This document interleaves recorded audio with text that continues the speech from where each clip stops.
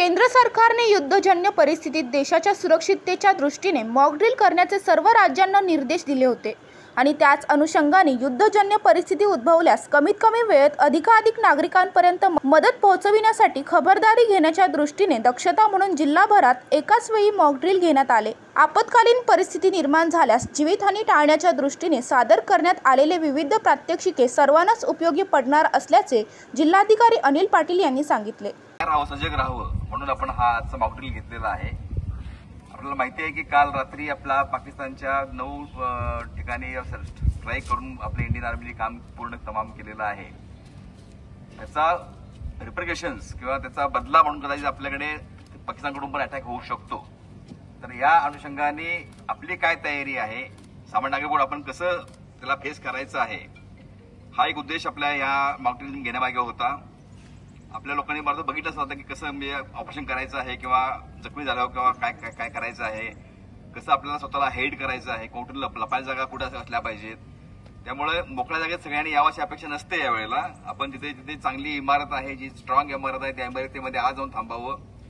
थांबताना पिलरच्या जवळ थांबावं, खिडकीजवळ थांबू नये, दरवाजा थांबू नये आणि आपण सेफ राहावं। मगाशी सिग्नल जसा आपला मिळाला आपल्याला की जो इंटरप्रिटेशन सिग्नल होता पहिला भोंगा, की ते स्ट्राईक झाला म्हणून तो भोंगा आपल्याला वाजवला होता।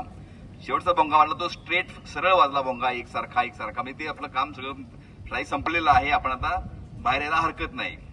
बाहेर आल्यानंतर आपण काय काय करायची ऍक्टिव्हिटी हे पण आता आपल्याला सगळ्यांना दाखवलेलं आहे। मला अशी अपेक्षा आहे की या पद्धतीने जर आपल्याकडे काही अटॅक झाला किंवा याच्याबरोबर आता हा अटॅक सोडून द्या, पण नैसर्गिक आपत्तीने सुद्धा आपल्याला याचा उपयोग होऊ शकतो। नॅचरल कॅलेमिटीमध्ये पण पूर आला किंवा कुठे आग लागली तर आपण त्यातनं कसं वाचायचं आहे आणि आपल्याबरोबर बाकी साथींना कसं आपल्याला जगवायचं आहे, या गोष्टी समजाव्या म्हणून आपण हा मॉक ड्रिलचा कार्यक्रम घेतला होता। तो यशस्वी झालाय असं मी जाहीर करतो आणि रात्री 8 वाजता आपल्याला ब्लॅकआउट करणार आहोत आपण देवगड, वेंगुर्ला आणि मालवण या शहरामध्ये। ब्लॅकआउटचा उद्देश असा आहे की त्याच रात्रीच्या दिवशी आपण शत्रूला आपली मुवमेंट कुठे आहे कळू नये, सगळ्या लाईट बंद असाव्या किंवा या ठिकाणी वस्ती आहे किंवा या ठिकाणी गर्दी जमलेली आहे किंवा या ठिकाणी व्हेकल मुवमेंट आहे ते त्यांना कळू नये म्हणून आपण सगळ्यांनी ब्लॅकआउट करायचा आहे। आणि ब्लॅकआउटचा अर्थ तो पूर्ण अंधार करायचा अशी अपेक्षा आहे। पण काही वेळेला आपल्याला समजा अत्यंत काय गरजेचं काम करायचं असेल तर डीम लाईटमध्ये आपल्याला काम करता आलं पाहिजे। बॅटरी आपल्याला वापरायची नाही, बॅटरी वापरता खाली त्याचा तोंड पाहिजे, वरती लाईट वरती जाणार अशी व्यवस्था करावी जेणेकरून शत्रूला आपला मुवमेंट किंवा आपण आपली जागा त्यांना कळलं नाही पाहिजे। व्हेकल्सने आपल्या लाईट्स बंद केल्या पाहिजेत, गाड्या त्या ठिकाणी थांबल्या पाहिजे एका ठिकाणी किंवा त्या हळूहळू त्या मूव्ह केल्या, पण लाईट विदाऊट लाईट मूव्ह त्यांनी केल्या पाहिजेत काय मुवमेंट त्याच्या। त्यामुळे सगळ्या गोष्टींची माहिती आपल्याला व्हावी।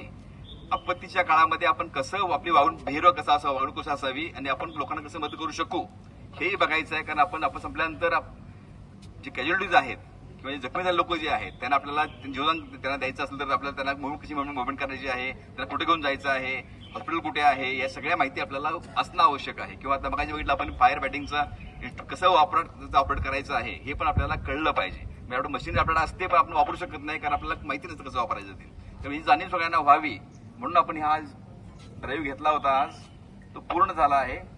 धन्यवाद। यावेळी अप्पर जिल्हाधिकारी मच्छिंद्र सुकटे, उपजिल्हाधिकारी श्रीमती शारदा पवार, श्रीमती आरती देसाई, जिल्हा माहिती अधिकारी मुकुंद चिलवंत, जिल्हा शल्य चिकित्सक डॉक्टर श्रीपाद पाटील, जिल्हा आपत्ती व्यवस्थापन अधिकारी श्रीमती राजश्री सावंत, जिल्हा कोषागार अधिकारी मेश्राम आदी उपस्थित होते।